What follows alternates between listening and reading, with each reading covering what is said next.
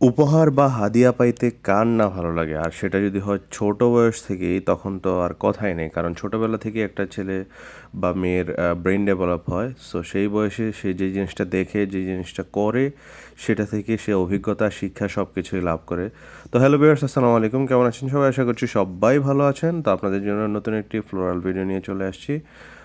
আজকের ভিডিওটাতে দেখতে পাচ্ছেন যে একটি খাতার মতো যেখানে একটা গ্র্যাজুয়েশন হ্যাট দেখা যাচ্ছে।